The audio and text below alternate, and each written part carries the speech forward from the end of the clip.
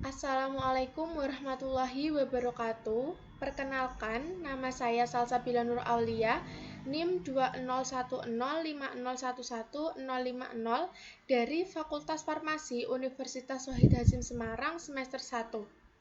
Di sini saya akan menyelesaikan kasus P5 dengan menggunakan uji ANOVA dan uji Kruskal-Wallis. Uji ANOVA sendiri yaitu uji parametrik yang asumsi parametriknya harus terpenuhi, yaitu terdistribusi normal dan homogen. Sedangkan uji Kruskal-Wallis yaitu asumsi pada uji ANOVA tidak memenuhi syarat. Data dikatakan terdistribusi normal, yaitu jika signifikansinya lebih dari 0,05. Nah, ini adalah data yang saya miliki, yaitu seorang peneliti melakukan sebuah penelitian mengenai aktivitas antibakteri ekstrak etanol daun sawo atau EEDS terhadap bakteri Staphylococcus aureus. Berikut datanya, yaitu diameter daya hambat EEDS 30%, 40%, 50%, 60%, dan 70% dengan replikasi 10 kali. Pertanyaannya, berdasarkan hasil penelitian tersebut, apakah ada perbedaan antara konsentrasi EEDS terhadap diameter daya hambat terhadap bakteri Staphylococcus aureus?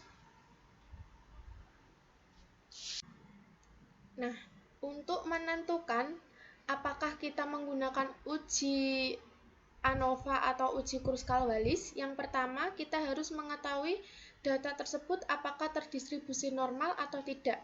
Dilakukan dengan cara uji normalitas. Kita menuju ke variabel view, kemudian pada kolom name kita isikan E1, E2, E3, E4, dan E5, dan pada desimalnya kita ganti menjadi 2 karena pada data terdapat 2 angka di belakang koma. Kemudian pada label kita isi label EEDS 30%, 40%, 50%, 60%, dan 70%. Dan pada measure-nya kita ganti dengan scale. Langsung ke data view. Pada data view, kita masukkan data-data sesuai dengan kasus yang dimiliki. Kemudian kita menuju ke analyze, descriptive static, explore, dan EEDS 30%, 40%, 50%, 60%, dan 70% kita pindahkan ke dependent list.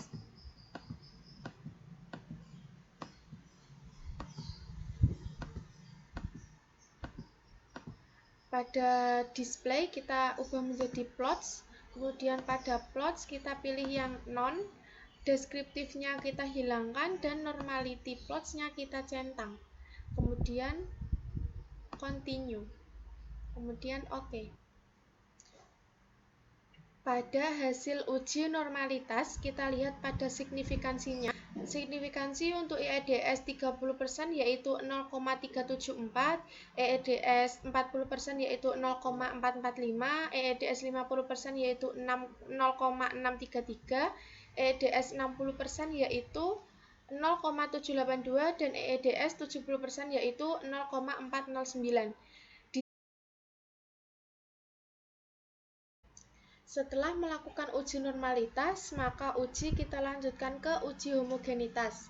Pada variabel view, kolom name kita tuliskan dengan jenis ekstrak dan diameter, kemudian desimalnya kita ubah menjadi 0 dan 2. Pada label jenis ekstrak kita tuliskan jenis EEDS, kemudian diameternya kita tulis diameter daya hambat.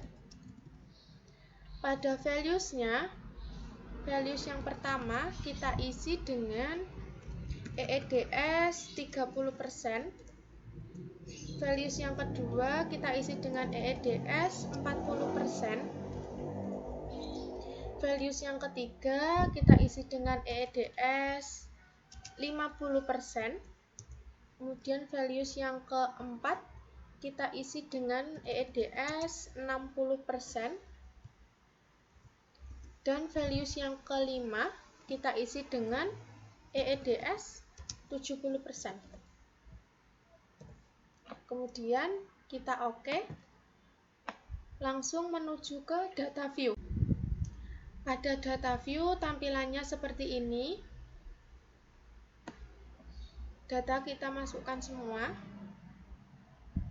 Kemudian untuk melakukan uji homogenitas, kita menuju ke Analyze, kemudian Descriptive Static, Explore, jenis EEDS kita masukkan ke Factor List, dan diameter daya hambat kita masukkan ke Dependent List. Untuk statistiknya, formatnya seperti ini, jangan lupa di sini 95%. Kemudian untuk plots-nya kita non, terus deskripsinya kita hilangkan. Kemudian di sini diganti dengan power estimation. Kemudian continue. Kemudian oke. Berikut hasil dari uji homogenitas. Langsung saja kita lihat pada signifikansinya. Di sini terdapat 2 signifikansi yang kurang dari 0,05, artinya data tersebut tidak homogen. Karena terdapat asumsi parametrik yang tidak terpenuhi, yaitu uji homogenitasnya, maka uji kita lanjutkan menggunakan uji Kruskal-Wallis. Dilakukan dengan cara langsung saja kita menuju ke variabel view, kemudian name-nya kita isi jenis ekstrak dan diameter, desimalnya 0 dan 2, untuk labelnya jenis ekstrak kita isi jenis EEDS, dan diameternya kita isi dengan diameter daya hambat. Untuk values-nya, values yang pertama kita isi dengan EEDS 30%, values yang kedua 40%, yang ketiga 50%, yang keempat 60%, dan yang kelima 70%. Kemudian kita oke, langsung kita menuju ke data view. Berikut tampilan pada data view. Data ini sudah sesuai dengan data yang saya miliki. Kemudian untuk menguji menggunakan Kruskal-Wallis, kita menuju ke Analyze, kemudian Non-Parametric Test, Latency Dialog, terus K-Independent Sample. Di sini untuk diameter daya hambatnya kita pindah ke Test Variable List, dan jenis EEDS-nya kita pindah ke Grouping Variable.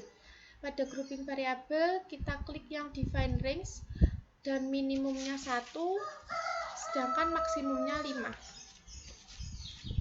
Karena kita memiliki jenis EEDS dari yang 30%, 40%, 50%, 60%, dan 70% berjumlah 5. Maka kita continue, kemudian pada test type-nya kita pilih Kruskal-Wallis, kemudian kita oke. Nah, berikut hasil dari uji Kruskal-Wallis-nya. Langsung kita lihat pada assume signifikansi, yaitu 0,000, yang artinya kurang dari 0,05, maka terdapat perbedaan pada konsentrasi EEDS terhadap diameter daya hambat bakteri Staphylococcus aureus. Terima kasih, sekian dari saya. Wassalamualaikum warahmatullahi wabarakatuh.